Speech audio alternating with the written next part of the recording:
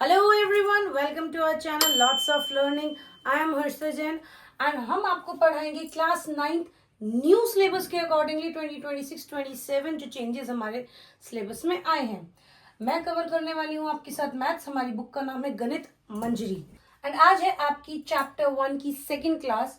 Chapter का नाम है orienting yourself the uses of coordinates and topic हम लोग कवर करेंगे डिस्टेंस बिटवीन 2 पॉइंट्स। तो आइए देखते हैं कैसे निकाला जाता है डिस्टेंस बिटवीन 2 पॉइंट्स। हमें दो कोऑर्डिनेट्स दे रखे होंगे, coordinate A, coordinate B.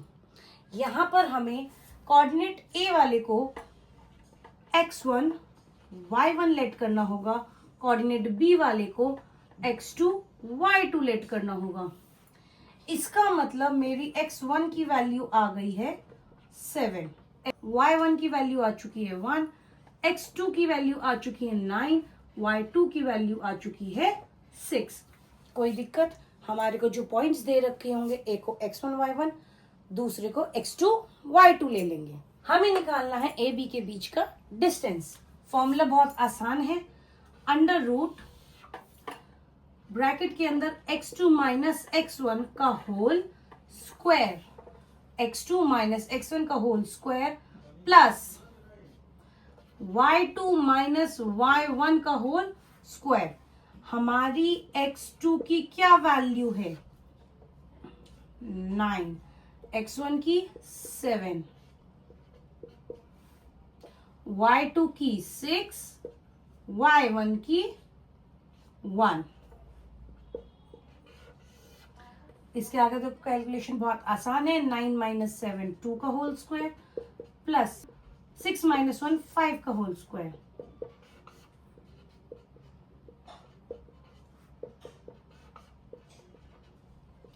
A B के बीच का डिस्टेंस है 29 रूट 29 यूनिट्स का।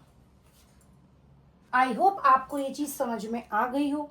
नहीं आई है तो चलिए एक क्वेश्चन और करके देखते हैं। चलिए आइए एक और एग्जांपल देखते हैं। जैसा कि मैंने आपको कहा था, हमें पहले वाले के कोऑर्डिनेट्स को x1 y1 लेना है और दूसरे वाले कोऑर्डिनेट्स को x2 y2 लेना है। कोई दिक्कत? यानी कि मुझे ये समझ में आ चुका है x1 है मेरा -5, y1 है मेरा 6 और x2 है मेरा 0, y2 है मेरा 9। कोई दिक्कत? हमेशा एक कोऑर्डिनेट्स को x1 y1, दूसरे को x2 y2। कोई दिक्कत? आगे देखते हैं। फिर तो फॉर्मूला सेम ही है। एक्स वाई की डिस्टेंस निकालने के लिए फॉर्मूला था x2 minus x1 plus y2 minus y1, under root लगा देंगे। x2 की क्या वैल्यू है? 0 माइनस, अब ध्यान दीजिएगा 9th class students, x2 minus minus x1 की वैल्यू क्या है? x1 की वैल्यू -5 है। बहुत से बच्चे इस चीज में कंफ्यूज हो जाते हैं और इसी को ये वाला माइनस लेट कर लेते हैं। हमारा फॉर्मूले का माइनस अलग है, x1 की वैल्यू अलग है। फिर से देखिए, x2 हमारा 0 है माइनस माइनस x1 की वैल्यू -5 है, इसलिए हमने उसे एक अलग से ब्रैकेट में लिख लिया। प्लस y2 मेरा 9 है, y1 6 है। इसमें तो कोई कंफ्यूजन नहीं होनी चाहिए। आइए फिर से देखते हैं। 0 माइनस माइनस हमारा हो गया plus 5, minus minus plus 5, root 3 का स्क्वायर, 5 का स्क्वायर प्लस 3 का स्क्वायर, 25 प्लस 9 रूट 34 यूनिट्स का।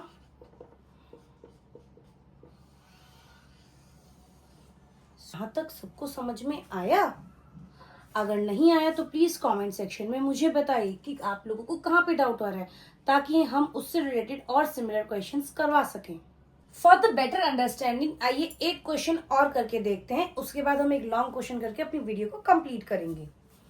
यहाँ पे हमें पी के और क्यू के कोऑर्डिनेट्स दे रखे हैं, यानी कि हमने पी वालों को ले लिया x1 और y1, क्यू वालों को ले लिया x2 y2।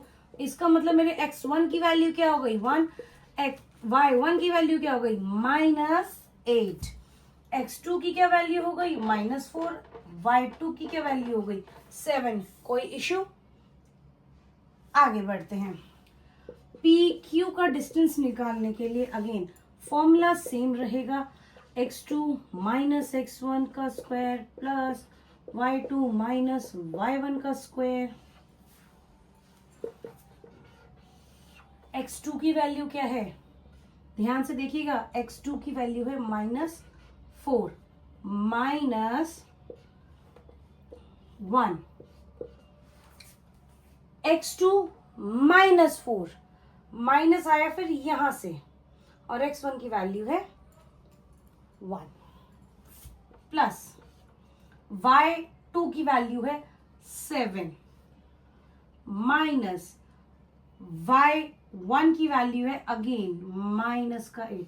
अभी पिछले क्वेश्चन में समझाया था ना, y2 7 माइनस माइनस y1 की वैल्यू है -8। ये कितना आ गया -5 का square plus 7 plus 8 minus minus plus हो जाएगा,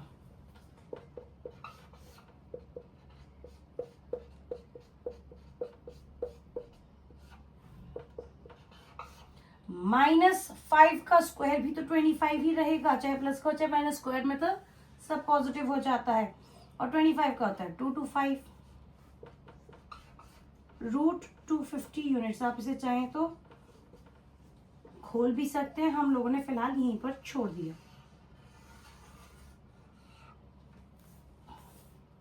क्या आप लोगों को ये बात समझ में आ रही है? Please let me know in the comment section. कहीं पर दिक्कत आएगी हम लोग क्लास को फिर से लेंगे। प्लीज बताइए ये आंसर, खुद से भी ट्राई करके देखना क्वेश्चंस कि आपके आंसर्स निकल के आ रहे हैं या नहीं। आइए एक लॉन्ग क्वेश्चन करते। आई होप स्टूडेंट्स यहाँ तक आपको कोई दिक्कत ना आई हो। यहाँ पे हम लोगों ने सीखा है अब तक डिस्टेंस निकालना बिटवीन टू कोऑर्डिनेट पॉइंट्स। चलिए अब हम लोग एक लॉन्ग क्वेश्चन करके देखते हैं। P, Q, R, S given are the coordinates of a quadrilateral। 4 points है तो ऑब्वियस सी बात है क्वाड्रिलेटरल होगा, और आपको उसका शेप बताना है। सबसे पहले एक चीज हम देखते हैं, क्वाड्रिलेटरल अगर स्क्वायर है तो जब हम लोग डिस्टेंस निकालेंगे ऑल साइड्स आर सेम। अगर हमारी चारों साइड्स सेम आ रही हैं तो ये एक स्क्वायर है। अगर हमारी ओपोजिट साइड्स इक्वल या सेम आ रही है तो उसके दो कारण हो सकते हैं, या तो वो पैरेललोग्राम है या रेक्टेंगल है। अब हमें कैसे पता चलेगा, क्योंकि दोनों की अपोजिट साइड्स आर इक्वल, कि पैरेललोग्राम है या रेक्टेंगल।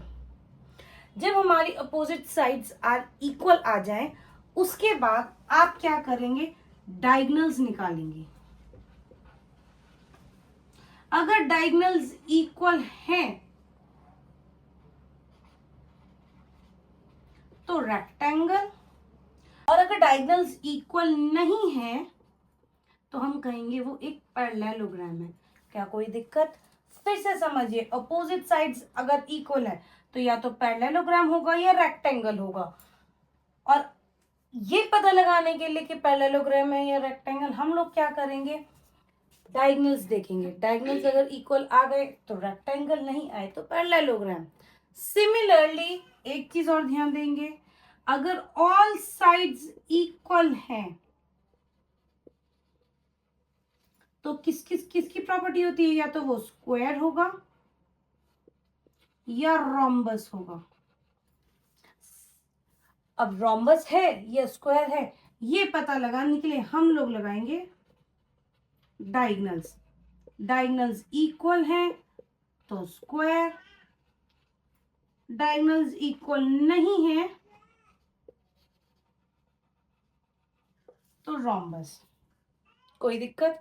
फिलहाल आप इस चीज को बहुत ध्यान से देखिए, लॉन्ग क्वेश्चन में कैसे करना है वो मैं सिखाऊंगी। कोई दिक्कत? करने का तरीका सबका सेम रहेगा, बस हमें ये बातें ध्यान रखनी है, ये चीज बहुत इंपॉर्टेंट है, इसको नोट जरूर करना। तो आइए शुरू करते हैं इस क्वेश्चन को। जैसे मैंने आपको बताया हमें चारों साइड्स के डिस्टेंस निकालने हैं। जब चारों साइड्स निकल जाएगी उससे हम लोग देखेंगे क्या चारों साइड्स इक्वल हैं या अपोजिट साइड्स इक्वल हैं। सबसे पहले हम लोग निकालना शुरू करते हैं। पहले दो कोऑर्डिनेट्स ले लेंगे पी क्यू। पी के कोऑर्डिनेट्स को हम x1 y1 और q के कोऑर्डिनेट्स को x2 y2 लेंगे। इस वजह से मेरा x1 क्या आया 2, y1 क्या आया 1, x2 क्या आया -1, y2 क्या आया 2। तरीका सेम, पी क्यू फॉर्मूला लिखेंगे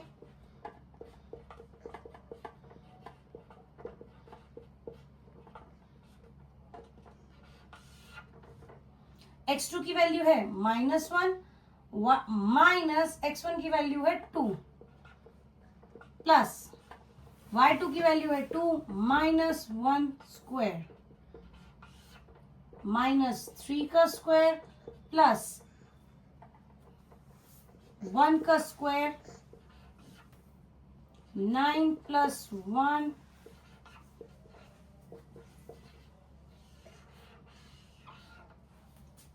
क्या आप लोगों का भी पी क्यू की वैल्यू √10 यूनिट्स ही आ रही है? आई होप यहाँ पे आपको कोई दिक्कत ना हो। इसी पैटर्न से हम क्यू आर की वैल्यू निकालेंगे, आर एस की वैल्यू निकालेंगे और पी एस की वैल्यू निकालेंगे।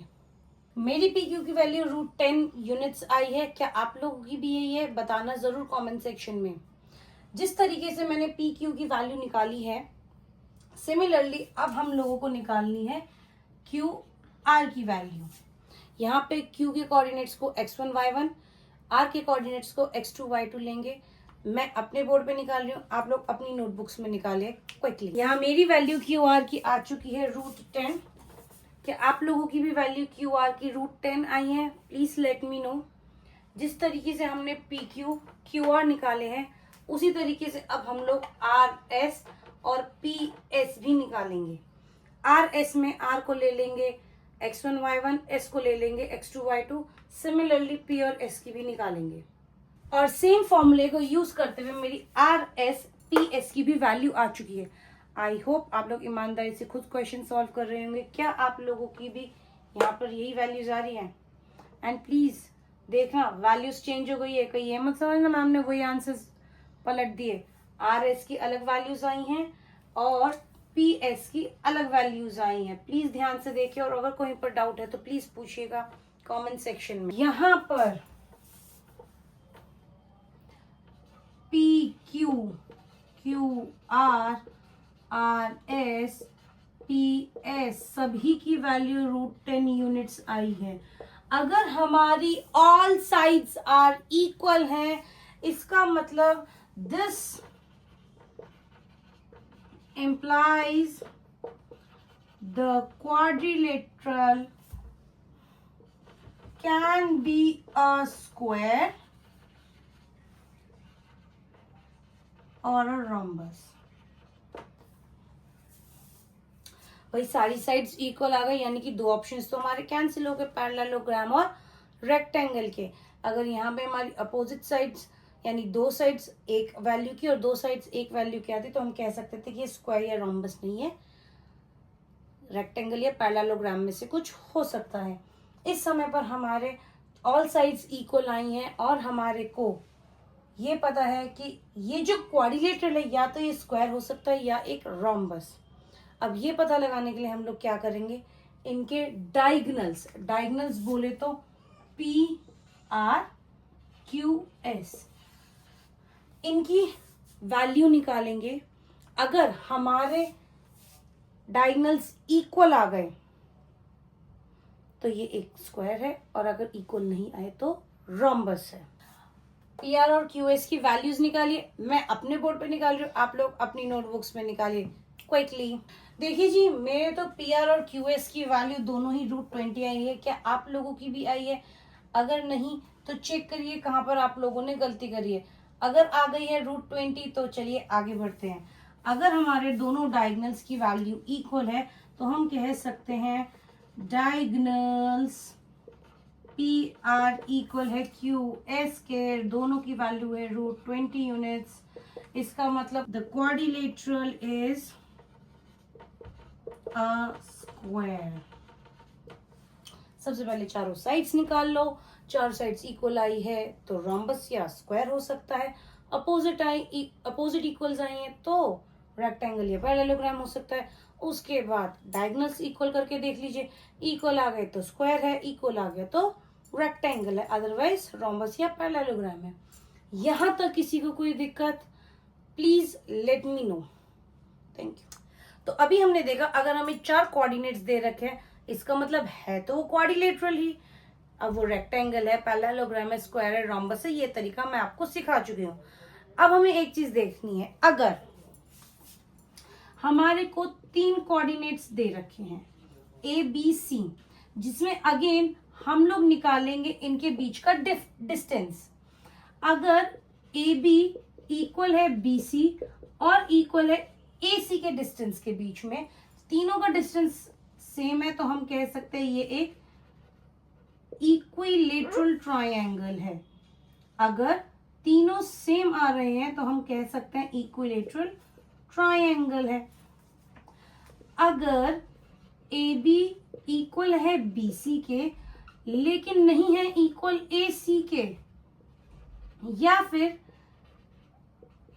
यही दोनों आपस में इक्वल नहीं है बट बाकी ए बी और बी सी इक्वल नहीं है लेकिन ए सी इक्वल है बी सी के, तो इन दोनों ही केसेस में मैं कह सकती हूँ हमारे पास एक आइसोसेलेस ट्रायंगल है, जहां पर 2 साइड्स इक्वल है, कोई सी भी 2 साइड इक्वल है और तीसरी साइड इक्वल नहीं है।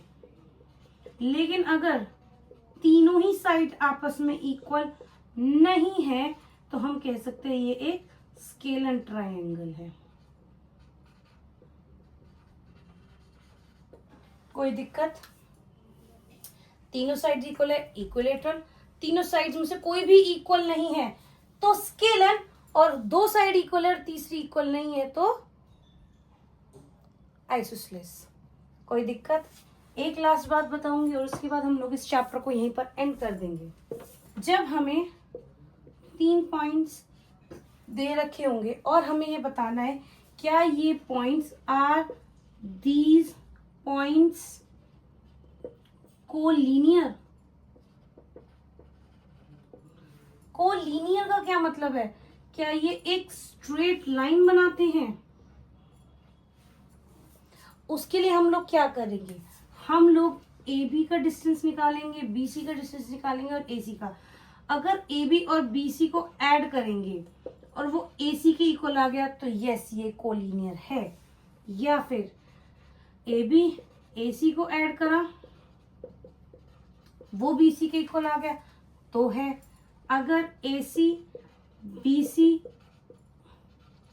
यानी कि इनमें से कोई भी केस आ गया, इन शॉर्ट 2 डिस्टेंस को ऐड करेंगे और वो तीसरे के बराबर आ गया तो यस कोलिनियर है, अदरवाइज नहीं है। यहीं पर हमारे इस चैप्टर का ओवरऑल पूरा व्यू कंप्लीट होता है। बताइएगा किसी को कोई दिक्कत है क्या? और इसी के साथ हमारा मैथ्स का गणित मंजरी का फर्स्ट चैप्टर पूरी तरीके से कंप्लीट हो चुका है। सारे कॉन्सेप्ट्स मैंने कवर कर दिए हैं। अगर आपको कोई दिक्कत है तो प्लीज लेट मी नो, कुछ छूट गया है तो please let me know. And अब आप अपनी एनसीईआरटी पूरी सॉल्व कर सकते हैं। कोई डाउट आए please let me know in the comment section. हम लोग आप लोगों को न्यू सिलेबस के अकॉर्डिंगली हर सब्जेक्ट्स के न्यू चैप्टर्स टाइमली प्रोवाइड करते रहेंगे। हमारे साथ जुड़ने के लिए प्लीज चैनल को सब्सक्राइब करें, हमारी वीडियो को लाइक करें और अपने साथियों के साथ शेयर ज़रूर करें। Please support our channel. हम लोग न्यू सिलेबस 2026 के अकॉर्डिंगली आपके लिए सिलेबस की वीडियोस लेकर आ रहे हैं।